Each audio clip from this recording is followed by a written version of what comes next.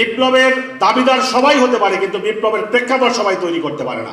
আজকে অনেকেই আগস্ট বিপ্লবের তারা উত্তরসূরি দাবি করেন।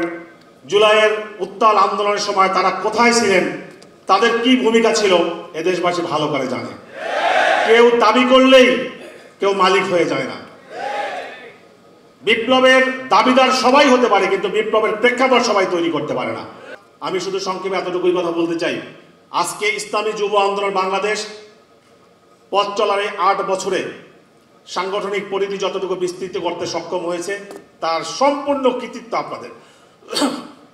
আজকে ইসলামী আন্দোলন বাংলাদেশ ইসলামী যুব আন্দোলনের কাছ থেকে আগামী দিনের নেতৃত্ব প্রত্যাশা করে, ইসলামী আন্দোলন বাংলাদেশ ইসলামী যুব আন্দোলনের কাছ থেকে আগামী দিনের রাজপথের আন্দোলনে, আগামী দিনের রাজনৈতিক প্রেক্ষাপট নির্ধারণে যুগান্তকারী ভূমিকা প্রত্যাশা করে আমরা প্রত্যেকেই যেন সেই প্রত্যাশা পূরণের একজন গর্বিত অংশীদার হতে পারি, সেজন্য আমাদেরকে প্রস্তুতি গ্রহণ করতে হবে।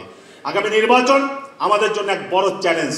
আগামী নির্বাচনের মাধ্যমে আমরা এদেশবাসীকে জানান দিতে চাই পীর সাহেব চরমনাইয়ের নেতৃত্ব আজকে কতটুকু বিস্তৃত হয়েছে, পীর সাহেব চরমনাই এদেশের নেতৃত্ব গ্রহণের জন্য কতটুকু প্রস্তুতি গ্রহণ করেছেন। এজন্য নির্বাচনী সেন্টার ভিত্তিক কমিটি গঠন করা, ইউনিট ভিত্তিক কার্যক্রম শুরু করা, ওয়ার্ড ভিত্তিক ইউনিয়ন ভিত্তিক সংগঠনকে আরো মজবুত করার কোনো বিকল্প আমাদের সামনে নেই। এজন্য আমি সবার প্রতি উদাত্ত আহ্বান জানাবো, আজকে এখান থেকে ফিরে গিয়ে নিজ নিজ এলাকায় সংগঠনকে মজবুত করার জন্য, সংগঠনের জনশক্তি বৃদ্ধি করার জন্য, সংগঠনকে প্রত্যেকটা মানুষের কর্ণকুহরে পৌঁছে দেওয়ার জন্য পরিকল্পিতভাবে আমরা কাজে নিয়োজিত থাকব। মোহতারাম মহাসচিব ইতিমধ্যেই 17 জানুয়ারি জাতীয় যুব কনভেনশনের তারিখ ঘোষণা করেছেন।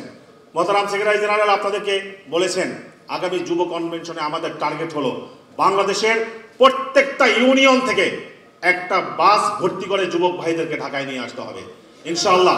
ইতিমধ্যেই আমরা সোহরাওয়ার্দী উদ্যানে এই কনভেনশন আয়োজনের জন্য আবেদন করেছি।